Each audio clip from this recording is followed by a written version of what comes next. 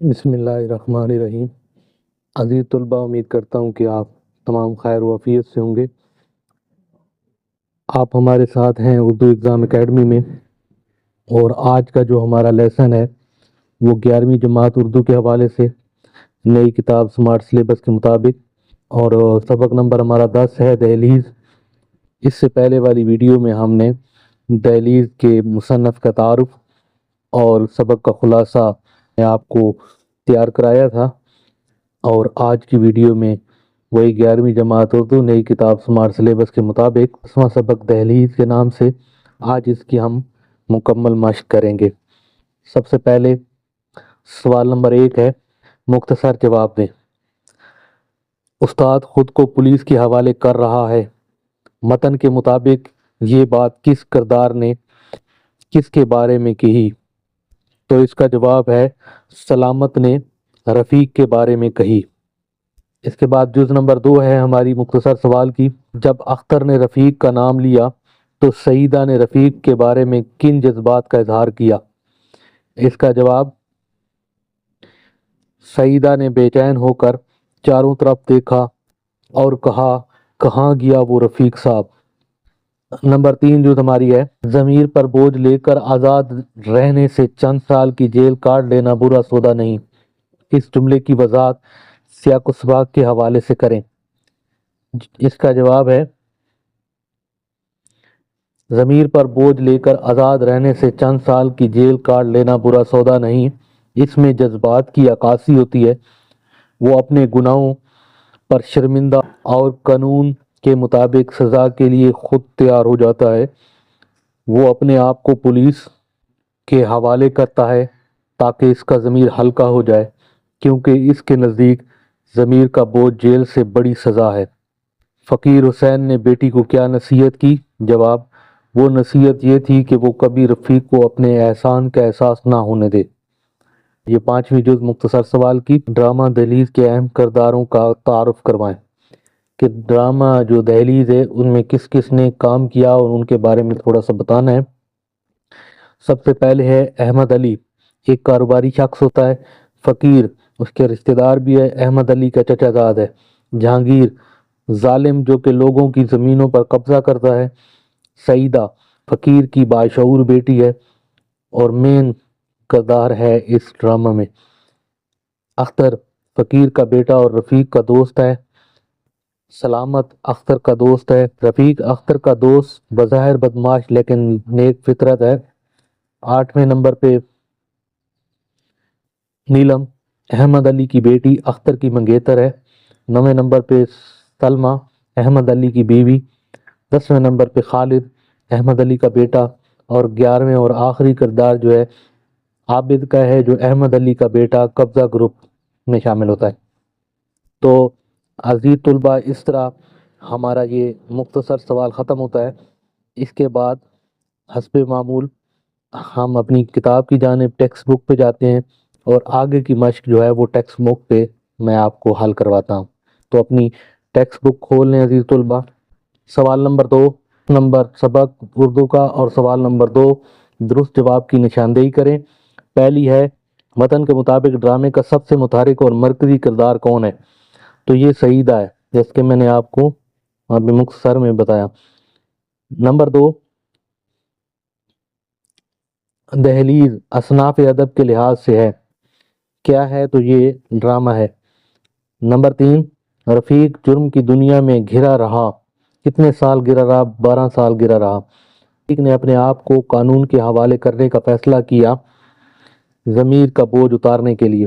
بیماری سے صحت یاب ہوا، کون صحت یاب ہوا؟ علی۔ انصافی کے لیے تو میں یہ سب کچھ کر رہا ہوں۔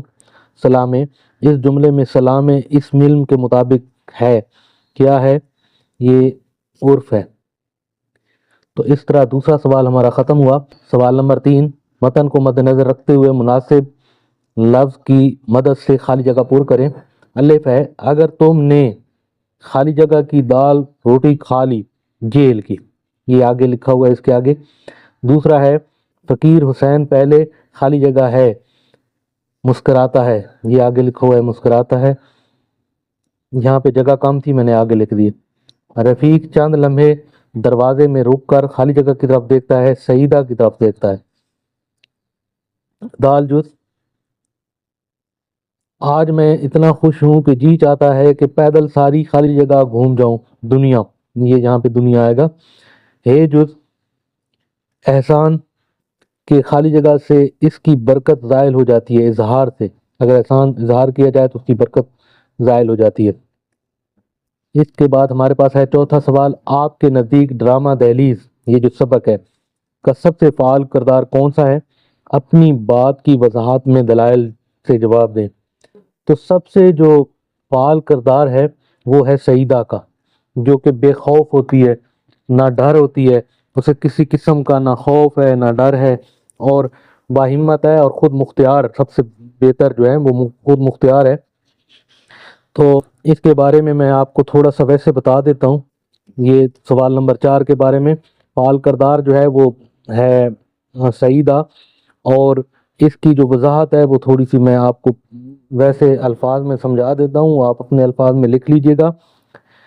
ड्रामा जो दलील है उसका सबसे फाल किरदार जो है वो सईदा है। वो एक मुतहर्रिक और एहसास किरदार है, वो एक मुतहर्रिक और हसास किरदार है। वो मामला फहम और समझदार है, मतलब मामले को समझती है, वो लोगों के जज्बात को समझती है और इस पर बर वक्त रद्द अमल दे सकती है। वो कठपुतली नहीं बल्कि खुद मुख्तियार है। वो अपने फैसले अपनी मर्जी से जो है ना करने की जुर्रत रखती है। कौन रखती है? ये सईदा रखती है। और लोगों से, सईदा जो है वो लोगों से, ये हम इसकी वजाहत कर रहे हैं, मैं अपने अल्फाज में आपको वजाहत करके बता रहा हूँ। सईदा जो है वो लोगों से मनवाने का फन भी जानती है। एक तरफ वो बुराई और नाइंसाफी के खिलाफ खड़ी हो सकती है और दूसरी तरफ अच्छाई और नेकी का साथ देने के लिए मुश्किल से मुश्किल इक़दाम उठाने को तैयार है। वो एक अच्छी बेटी है, काबिले एहतराम बहन, अच्छी दोस्त और वफादार अशार साथी है। तो ये जो है इसकी वजाहत की है हमने, हल्की सी मैंने आपको अल्फाज में बयान कर दी है। अजीज तलबा, हमारे पास सवाल नंबर 5 है, तलबा दीनी और इखलाकी तनाज़ुर में तौबा की फजीलत बयान करें। ये भी मैं आपको वैसे फ़र्ज़ी तौर पे बता देता हूँ अपने अल्फाज में, आप इसको बेशक सुन के लिख लें या आप अपने अल्फाज में कन्वर्ट कर लें। तो सवाल नंबर 5 के जवाब में आप यही कह सकते हैं कि तौबा का मतलब होता है पनाह मांगना, मगफरत चाहना, किसी बुरी आदत को छोड़ना। मजहबी तौर पर तौबा की बहुत अहमियत और फजीलत है। आप लिख सकते हैं कि अल्लाह ताला तौबा करने वाले को बहुत पसंद करता है। तौबा करने वाले के सबका गुनाह माफ़ कर दिए जाते हैं। अल्लाह ताला फरमाता है कि आपके अगर गुनाह पहाड़ जितने भी हो जाएं, आप गुनाह कर करके ज़मीन से आसमान तक आपके गुनाह हो जाए, और आप एक बार सच्चे दिल से तौबा करें, तो मैं माफ़ करने वाला हूँ, मैं वो तमाम गुनाह माफ़ कर दूंगा। लेकिन तौबा करने के लिए शर्त ये है कि मुसलमान होना शर्त है, कुफ़ार की तौबा कबूल नहीं है। तो अगर इखलाकी तनाज़ुर में देखा जाए तो तौबा माशरे में अमन व अमान और इत्मीनान की ज़ामिन है। इससे माशरे में बुराई का खात्मा होता है। जब कोई बुरा शख्स अपने बुरे अमाल से तौबा करता है तो माशरे में एतमाद की फ़ज़ा पैदा होती है, इंसान का अखलाक बहुत मजबूत होता है और वो पुर एतमाद तरीके से लोगों से मेल जोल करता है। माशरे में इसकी इज़्ज़त और वक़ार बढ़ जाता है। तो ये इज़्ज़त और वक़ार बढ़ाने वाली ज़ात कौन है? वो अल्लाह ताला है। तो ये जो है तौबा के हवाले से 3-4 लाइनें मैंने आपको बता दी। आप इसमें मज़ीद इजाफ़ा भी कर सकते हैं और इसमें मज़ीद कमी भी कर सकते हैं। तो अजीज़ुल हमारा छठा सवाल है, दी गई इबारत को पढ़ें और पूछे गए सवालात के जवाब दें। इबारत की तरफ आते हैं अपनी। ये हमारे पास इबारत है, गुज़श्ता हफ्ते हमारे कॉलेज की तरफ से तफरीह मकाम सैर का इनाकाद किया गया और सैर का मरकज़ मरी की वादी। तो इस तरह ये जो है पूरा पैराग्राफ है जो कि सफ़ा नंबर 28 पे है, उर्दू 11वीं जमात की, और इसमें लास्ट में ये सवाल दिए गए हैं। तो हम इन सवालों को जो है अपने लिहाज से नंबरिंग दे देते हैं। ये सवाल नंबर हम 1 कर देते हैं, इसको 2 कर देते हैं, इसको 3 कर देते हैं, اور اس کو 4 کر دیتے ہیں. یہ ہم اپنی آسانی کے لیے کر رہے ہیں تاکہ ہمیں وہاں سے سوال ڈھونڈنے میں. سوال نمبر 5 جو ہے اس عبارت کا عنوان کہہ سکتے ہیں. ہمارا پہلا سوال کون سا ہے؟ پہلا ہے عبارت میں کس سفر کی رودات بیان کی گئی ہے. تو جہاں ہم نے یہ پہلی لائن میں پڑھا تھا کہ مری کے سفر کی رودات، تو یہاں ہم کیا کریں گے؟ مری اور اس کے ارد گرد کی جو وادیاں ہیں اس کا رودات. یہ ہمارے سوال نمبر 1 کا جواب ہے. یہ میں نے آگے بھی لکھ دیا اسی کے، یہ مری اور اس کے گرد و نواح سفر کا. سوال نمبر 2 ہے مار روڈ سے کس چیز کی خریداری کی گئی. یہ دیکھیں نا، یہ جو 1 2 ہم نے لگایا ہے تو وہاں پہ ہم لکھتے ہوئے ہمیں آسانی ہوتی ہے. مار روڈ پہ کس چیز کی خریداری کی گئی ہے؟ اپنے پیرے میں جاتے ہیں. یہ آپ کیا ہے؟ سوال نمبر ہمارا 2 یہاں کر لیں گے، 2 کا جواب. مار روڈ پہ خشک میوہ جات اور ساتھ بہت سی چیزوں کی خریداری، یہ دوسرے سوال کا جواب ہے. چھوٹے چھوٹے جواب ہیں. اچھا آگے پھر ہم آتے ہیں سیر و سیاحت کے لیے کون سی تاریخ مقرر تھی اور سفر کا آغاز کس وقت ہوا. یہ ہمارا سوال نمبر، ہم نے اس کو 3 دیا تھا. 3 کا جواب ہم ڈھونڈتے ہیں. تو اسی پیرے میں جب ہم اوپر آئیں گے تو یہ لکھا ہوا ہے 30 جون ڈیٹ تھی اور صبح 9 بجے. یہ ہم یہاں پہ سوال نمبر 3 اور 3 کا یہ جواب ہے. عزیز طلبہ بالکل چھوٹے چھوٹے جواب ہیں. اچھا اس کے بعد سوال نمبر 4 ہے ہمارا، سفر کے اختتام پر طلبہ کہاں پہنچے؟ جب ہم سیر سپاٹے سے تھک گئے تو ہوٹل کا رخ کیا. یہ کہاں پہنچے؟ ہوٹل پہنچے. یہ سوال نمبر ہمارا 4 ہے، جیسے کہ ہم نے خود سے نمبرنگ دی ہوئی ہے. یہ 4 نمبر اور اس کا 4 کا جواب، یہ چھوٹا سا جواب. نمبر 5 ہے کہ یہ جو عبارت اوپر جو عبارت دی گئی ہے، سوال نمبر 5 ہے اس عبارت کا مناسب عنوان تجویز کریں. تو اوپر جو عبارت دی گئی ہے اس کا مناسب عنوان ہم کیا لکھیں گے؟ یہ ہم سبق کو پڑھتے ہوئے دیکھیں گے کہ اس کا مناسب عنوان کیا ہو سکتا ہے. تو اس کا مناسب عنوان، کیونکہ یہ جو پیرا ہے، پیرے کو پڑھتے ہوئے مناسب عنوان ڈھونڈنا ہے، تو اس میں مری کی سیر، ٹھیک ہے، یہ ہمارا جواب ہے. اس کا یہ جواب ہے. تو اس طرح ہمارا یہ سوال ختم ہوا. زبان شناسی. سب سے پہلے کہتا ہے کہ حروف کی اقسام. اردو میں حروف کی بہت سی اقسام ہیں، جن میں سے حروف بیان، حروف تاکید، حروف علت کے متعلق آپ پڑھ چکے ہیں. میں نے ان کی دوبارہ سے تعریفیں لکھ دی ہیں. حروف بیان کیا ہے؟ وہ الفاظ جو جملے میں الفاظ کے بہمی ربط کو ظاہر کرتے ہیں مگر مستقل معنی نہیں رکھتے. مثلا میں ہے، سے ہے، تک ہے وغیرہ. مطلب کہ وہ گھر میں ہے، تو وہ مستقل، یہ جو میں ہے یہ فکرہ تو بنا رہی ہے لیکن وہ اپنا مستقل معنی نہیں رکھتی. تو یہ جو ہے حروف بیان کہتی ہے. اس کو حروف تائید سے ایسے حرف جملے میں یقین پیدا کرتے ہیں. مثلا ہی کیوں نہ وغیرہ، کہ میں ہی گیا تھا. تو یہ جو یقین والا جملہ ہے، تو ہی جو ہے یہ جو یقین لوگ پڑھتے ہیں، مطلب اس پر زور دیا جاتا ہے کہ اب میں کہوں کہ میں ہی گیا تھا تو اس میں یقین پیدا ہوا کہ میں جی لازمی گیا تھا. تو یہ یقین پیدا کرتے ہیں، ان کو پختگی دیتے ہیں جملے کو. یہ ایسے حروف پختگی دیتے ہیں.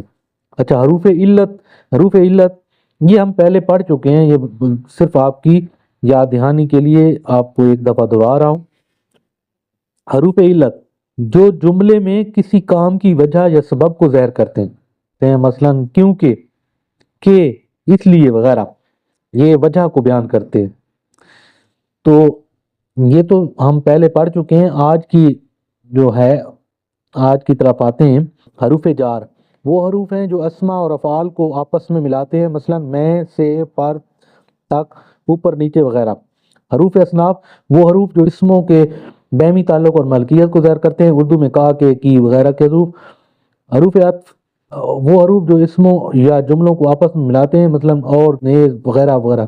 حروف استفہام وہ حروف ہیں جو کچھ پوچھنے یا سوال کرنے کے موقع پر بولے جاتے ہیں. مثلا کیا، کیوں، کہاں، کب، کون، اور سوال کرنے کے لیے. حروف تشبیہ وہ حروف ہیں جو کسی چیز کو دوسری چیز کی مانند قرار دیے جاتا ہے. مثلا میرا بیٹا شیر ہے، تو بیٹے کو تشبیہ دی شیر کی جانب. تو شیر، حالانکہ شیر ایک جانور ہے لیکن ہم اس کو بہادری کی وجہ سے تشبیہ دیتے ہیں، مثلا جیسا کہ طرح وغیرہ اس طرح. تو اسی حوالے سے ہمارے پاس عزیز طلباء، یہ جو ہم پیچھے ہم نے ایگزامپل کی ہے، ایگزامپل کا آپ جو ہے انہوں نے ایک سوال دے دیا. سوال نمبر 7، کالف الف میں کالف بے کے تحت دیے گئے الفاظ کے مطابق حروف کی درست اقسام چن کر اس کالم میں درج کریں. حروف جار، یہ کالم دیے گئے اور یہ حروف دیے گئے، حرف دیے گئے، اور ان حرف پہ کون سا صحیح اترتا ہے؟ تو حروف جار پارا آئے گا، پر یہ نہیں پڑا ہے. اس کے ساتھ ہی عزیز طلباء، ہمارا سبق نمبر 10 دہلیز کی مکمل مشق کا خاتمہ ہوا. آپ کو امتحانی لحاظ سے تیاری میں یہ بالکل فائدہ مند ثابت ہوں گی. اور مزید ویڈیو دیکھنے کے لیے اسلامیات، اردو، کسی بھی سبجیکٹ کی آپ مجھے کامنٹس میں لکھ سکتے ہیں، اور آپ مجھے پرسنل بھی میسج کر سکتے ہیں. تو آج کی ویڈیو یہاں تک تھی، آپ سے اجازت لیتے ہیں.